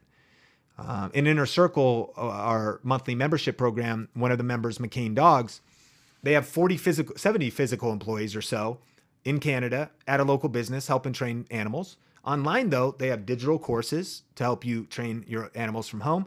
And they've got a great YouTube channel. Look, YouTube could go down one day. They could have an Amazon Prime channel. YouTube could disappear one day. Maybe MySpace comes back and it's a video platform. I don't know. What's the point? Dude, YouTube's not going anywhere, man. It's super healthy and it's the dominant player, but I need you diversified and I need you to think not like, yo, YouTube is my only hope. No. YouTube is an incredible distribution platform. It's amazing the tools they give us. It's amazing what they do for us, but I want to make sure that all of our eggs are in one basket. And that's why we're building our email list. It's why we're building a Facebook page. And it's why we're doing things like capturing audiences on pixels, which is kind of an advanced marketing thing. It's why we're, doing Instagram as well. And I don't think you could chase two rabbits at once because you'll end up catching neither. So maybe you need to have blinders on and be all in on YouTube for a year or two. My point is, I want you thinking big picture. All right, where am I really building this thing? Do I want to get people more to my blog, my website? Because that's the only place that really is your own property online. Do I want to get, people in a messenger bot? Diversity of your income, of your audience, of how you're communicating with people in case something changes. The best way to prepare for a rainy day is to be prepared, right? So no matter what happens, make sure that you're thinking big picture and diversify. So, hey, in this first part of the course, we talked about the number one secret for long-term success, strategy, right? When we think at a higher level of strategy, we'll go further, faster, and enter into hypergrowth. The foundation of hypergrowth, clarity. And as you go through this, you're maybe getting more insights. Keep working on your personal clarity worksheet because it's the foundation. All these strategies and analytics get built up on this brick by brick. Your clarity on this is everything. We talked about channel and audience alignment, or content and audience alignment. Clarity. Because then you start dropping content and all of a sudden, woof, things are clicking now because you know who you're talking to. You know what they want, and you're giving them what they want. That's the foundation of hypergrowth. Number 3, analytics, how YouTube works. And in the next part of this course, we're going to be talking about the 10 hypergrowth strategies. We're going to talk about some more best practices and tactics for YouTube, and then how do you sustain long-term growth. So thank you so much for being here for this session. In the next part, I'm going to be sharing 10 strategies for hypergrowth on YouTube built on everything we've learned so far. I'll see you in the next session.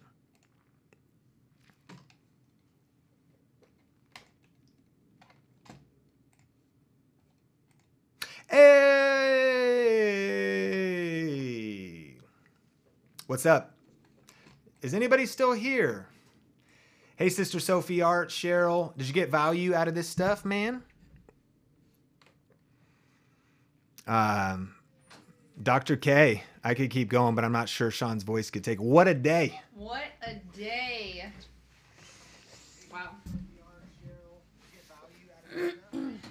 So great. I'd love to hear your guys' aha moments on this. Show me what your aha moments are. So good. Let me turn this volume down. You're probably hearing double Sean. Awesome, guys. Well, thank you so much for being on the stream today. We do have a couple more book giveaways. We're going to do some book giveaways. We had some 10 a.m. crew that was still on, and Mel randomly chose. Who's winning the book, Mel? Tell us. We have Happy Ever Nancy. Happy Ever Nancy. You won a copy of YouTube Secrets. Pamper Life. Pamper Life. You want a copy of YouTube Secrets. And Cocktail Chatter. And Cocktail Chatter. You won a copy of YouTube Secrets. I'm going to read some of your aha moments that are happening right now. All right, let's see. The clarity at the beginning was a really good aha moment. That's great to hear. That you need to narrow down. That's good. I love hearing that. If you did not get the download at the beginning, we do have the download still available. And here's what's going to happen, guys. Today was a massive session, right? That was a massive session. And we are going to start tomorrow at 12 noon, like 12 noon Pacific Standard Time. We were going to start at 10. We're actually going to push that back. We're going to start at 12 noon tomorrow Pacific Standard Time. Same place, same page. You're going to get an email about it. If you are inside of Inner Circle already, like you're already a member of Inner Circle, you're going to get an email from Melissa with all the videos that we've done so far. They're unedited videos, but if you did want to have those videos, you'll have the option to have them before they land inside of your Inner Circle membership. Now, if you really enjoyed the training today and you're like, man, this was epic and I cannot believe the value that's coming from this, and you want to jump into Inner Circle, we have opened enrollment only for you for today and tomorrow at thinkinnercircle.com. Can someone type that in the chat for me? Thinkinnercircle.com. You can go to thinkinnercircle.com, and that's where you can sign up to be a part of our monthly membership program. When you get to that page, you're going to see a video that'll help you understand a little bit more about what is inside of our Inner Circle and the value that you get with that monthly membership. Wow. Thank you for typing that in. It's thinkinnercircle.com. Tomorrow we're starting at 12 noon. So you'll be getting an email, same page, same place. And like Sean said, we're going to be walking through tactics and strategies and how do you sustain this long term? Like how do you actually make YouTube into your business? How do you do it long term? And so that's what we have going on. I have a couple questions that came in that were unanswered. We had some questions about session times and about, I'm just going to get to my questions and see which ones we have. Let's see. Berlin time. I don't know, Leslie. Can you find out Berlin time? Mel will look it up. You can go to, what's it called? Time zone tracker. You can type in 12 noon Pacific Standard Time. We're going to start at 12 noon Pacific Standard Time. Algorithms can be mastered. Yes, they can. I'm just seeing your comments coming in. For how long do you think the live will be tomorrow? We are definitely planning a few hours again tomorrow because we're going through 3 additional parts of the training. 3 additional parts, right? Yeah, I think there's 3 more. There'll be 3 more content. And then Yeah, 3. Yeah. So we are looking at definitely a few hours. We'll do the same thing where we have Sean do a talk and then we'll do some intermission between. It will be live. So if you join us live and you're not a part of Inner Circle, we'll be here all day on different streams. You'll be getting those emails out. And we want to hear from you on social media. So if you want to take an IG story and tag us, it'd be tag@SeanCannell.com. How many did we do today? How many did we do today, Mel? How many parts? Yeah. There's 3 main parts. Okay. 3 main parts. And then there are subparts of each of those. And subparts of each of those. So Don said his aha moment is you need to post videos to use analytics. That is right, Don. I am so glad that you said that. In order to get analytics, you got to post some videos. That is great. Joe's aha moment is Heather Torres is now a meme.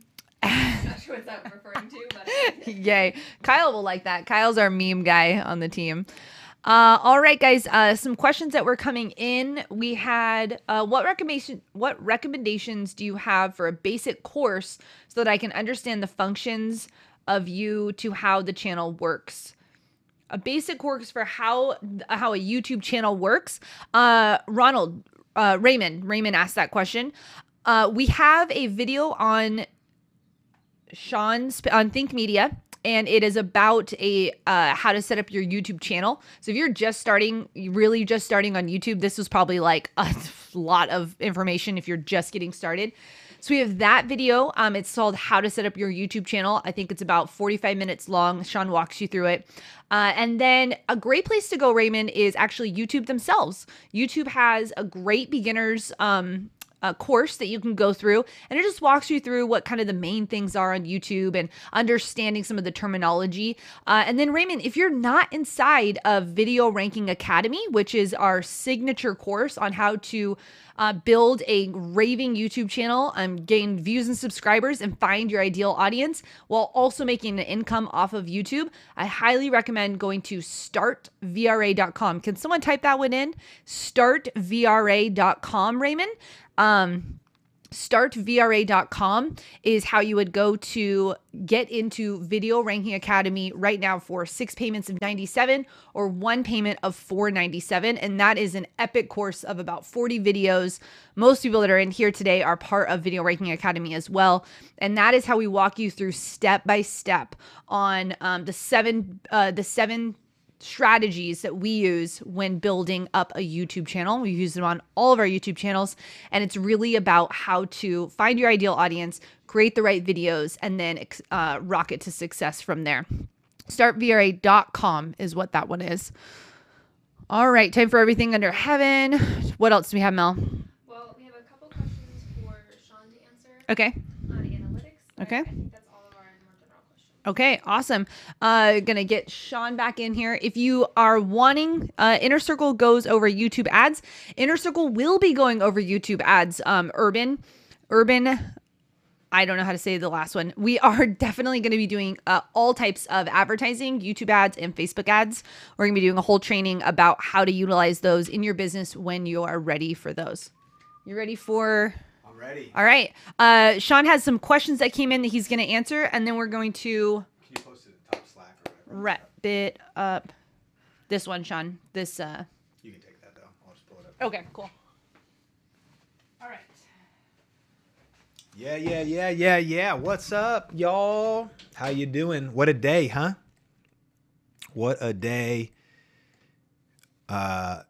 Urban, Hapistance, glad you're here today. Ronnie, Joe, great you're here. Sophie, so pumped that you were able to hang out with us today. Kendall, seriously, let us know. I mean, I know this was fun and you were here, and I think we've got some good feedback, but if you want to email us, hello@SeanCannell.com.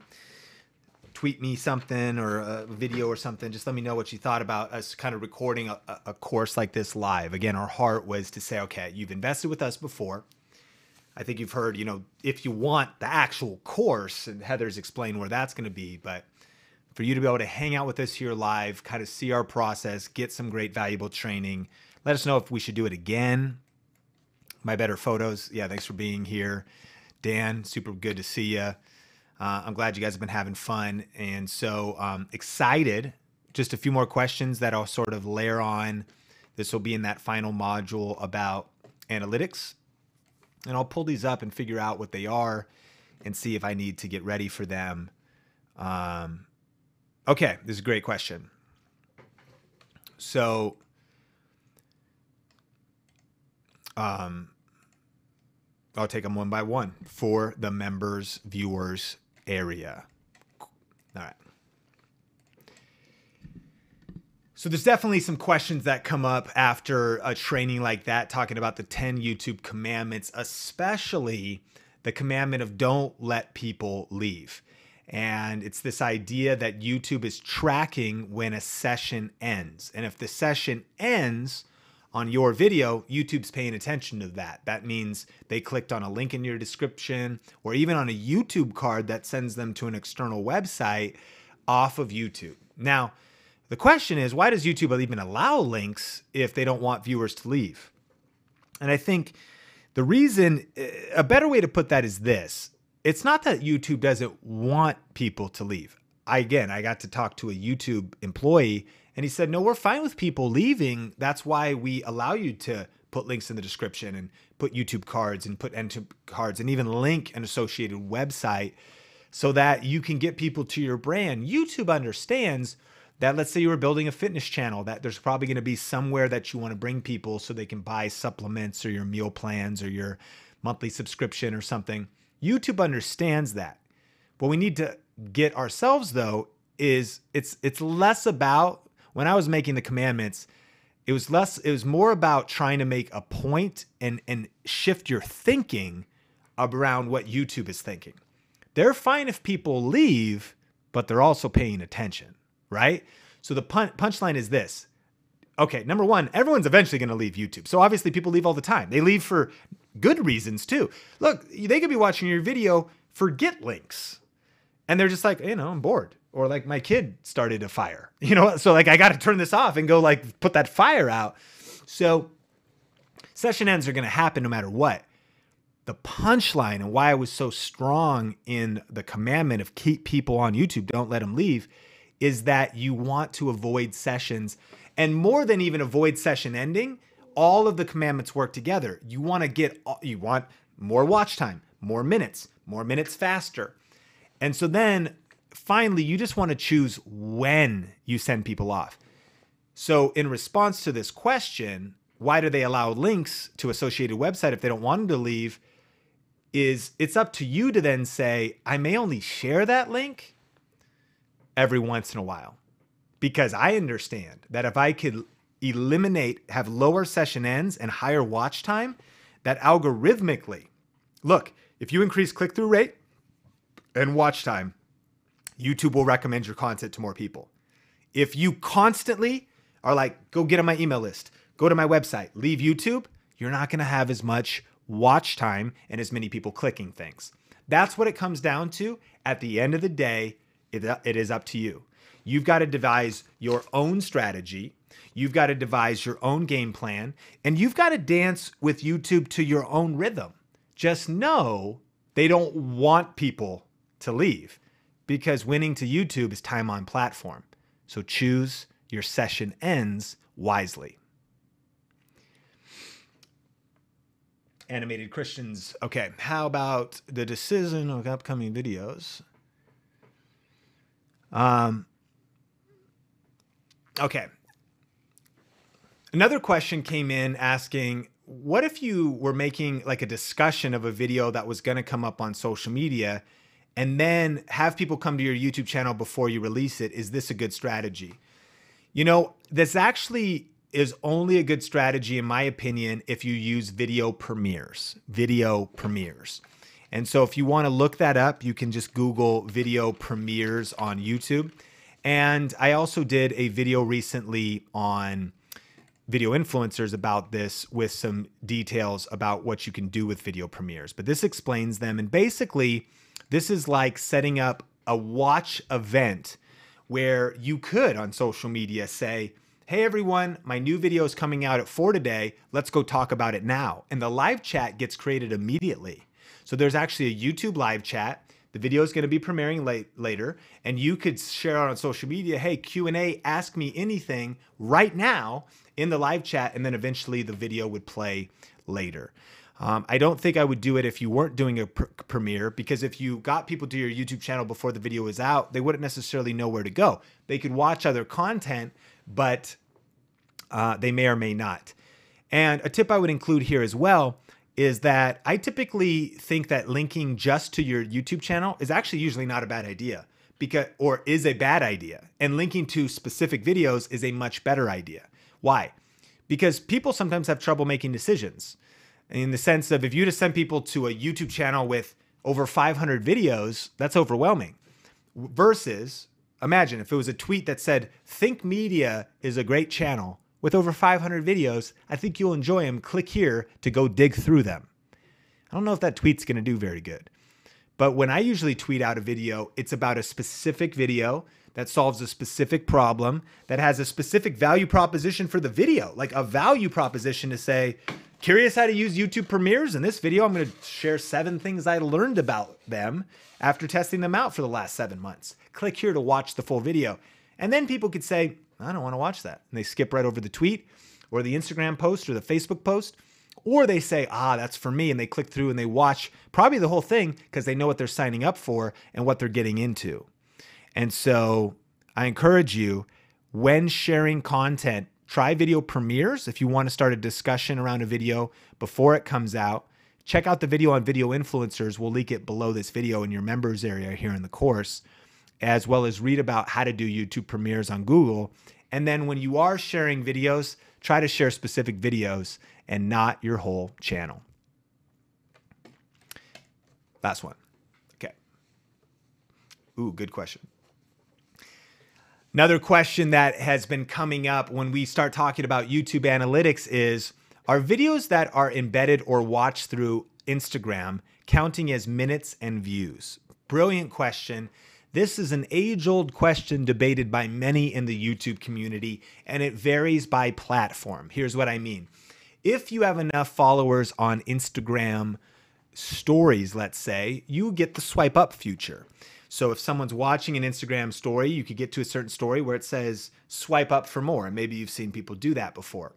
Problem is, when you swipe up on a YouTube link, you're still inside of YouTube or you're still inside of Instagram. You're not logged in. You're not in your YouTube app. You're not logged into your account. So it's not tracking your viewing behavior. And it's highly debated as to whether or not it's even being tracked at all. I think it's probably being tracked at some level when you look at YouTube and it says unsure where the traffic came from or unknown. However, for that very reason, in response to this question, that's why I actually avoid Instagram swipe ups to YouTube content, even though I have the ability to do so. The way I approach it is, I think that I'm trying to build a brand, trying to build awareness, trying to build consistent routines in our community. So my hope for our community is they probably already have the app on their phone and they definitely have browser on their computer. If you're following me on Instagram or on other social media, you probably know I have a YouTube channel. Maybe not though, so I'm always educating, but you probably do. And so if I say a new video's out, I just want that to be top of mind for you. Like if right now, Peter McKinnon was like on Instagram, I got a new video out, I wouldn't go through the link in his bio. I'd be like, all right, cool. Let me just jump on my YouTube app. I'm already subscribed. And I'd go watch it. Why? Because I want my best data on the platform itself. As we dive a little deeper into this question, currently the software I'm using in my Instagram bio is called Tap Bio. And it actually, check it out at Sean Cannell. We'll put some links below here in your members area. But when you click on Tap Bio, it actually takes you to a cool page. And on that page, it actually gives you the chance to open your latest video in the app. So there's only one link on Instagram. When someone clicks it, it takes you to Tap Bio. You can watch my video in Tap Bio. But even better than that, you could say open an app and it takes you over to the real YouTube app. And it's so easy, it's so fast that I believe that's why early on in this course, I showed that Tap Bio was a traffic generator. When I look at that, I go, okay, Instagram is a traffic generator. Tap Bio was where they went, and then they went to the app from there. And the final answer to this is always test and study and ask and keep asking questions. Even video embeds sometimes seem to be treated, if you embed a video on your blog from YouTube, it could be treated differently than being watched on the YouTube watch page. If a video is being watched on Facebook, but they're still on Facebook and it's a post, they click play and it's playing inside of Facebook, is it really getting tracked? Is it tracking the minutes? I almost guarantee you it's not tracking it according to that viewer's actual account, because they're not on the YouTube site itself logged in. At the end of the day, I wouldn't worry about any of these things too much. Keep in mind, there are like big needle movers and smaller needle movers. Big needle movers are going to be getting clear on your audience, optimizing your content, mastering best practices, learning how to rank videos, and putting that content out there. But then there's also little needle movers. It's the small tweaks that lead to giant peaks. And this is very important information. I'm glad you asked the question. I hope I was able to add some value. But in every case, the general rule is that it might not be tracked very well when it's embedded or playing or happening at other places on social media other than YouTube. I'll see you in the next session. That was it, right, fam? Squad fam? That was our main questions there. We're coming to the end of a day. We said it'd be 3 hours. Hey, it's only 4:10. Started at 10. 6 hours later, man. Everything takes longer than you think. We did it. We did it. Yay. So good. Woo! Kyle's in here. Mel's in here. Come on, bring it around, y'all. Come on in, guys. Come on in, guys. Yeah, I see. Izog, we are done. We're coming. Yeah, long day. What a long day. Yeah. Hey, we're coming back tomorrow. So you probably heard we're starting at 12 p.m. Pacific Standard Time tomorrow. See you then, Kendall. See you, Matthew. And then I'll let Heather say any of the final things. But hey, thank you for being here. Thank you so much for taking the time out of your day to join us live, whether you caught a part of it or a longer part. And I know there's been some questions about the content, so Heather can answer that. But Pamper Life, Mary, the Doctor Who Guide, Houston Katie, Ever Nancy, Corey W, Video Zappo. Love you guys. Super grateful for you. Thanks for being here. I'm going to take a little hydration break. Yeah. The team will sign you off, and I will see you tomorrow. All right, so questions were coming in. You can get access to this live course if you are inside Inner Circle. We'll be emailing you the links to this. If you want to join Inner Circle and have the opportunity to sit with us every single month in our live exclusive group coaching, we just had one, which was all about purpose, and we are getting amazing response from that. So if you want to jump into that, you'll also have access to our Inner Circle Vault, and that allows you to have access to over 20 hours of previous online trainings that we've done within our Inner Circle. Everything from Get Money Now to understanding YouTube algorithm to understanding how to use Instagram to grow your YouTube channel and all the things that have to do with running an online business. We have that access to you as well for free, which is over a $10,000 value if you jump into Inner Circle today. So that is at thinkinnercircle.com. So if someone can type that in, thinkinnercircle.com. We're so grateful for you being here. We will see you tomorrow at 12. Get your mind right, get your journals ready. I cannot wait to see you on social tonight, where we can see everything you've learned. And that's it. Thanks for being here, guys.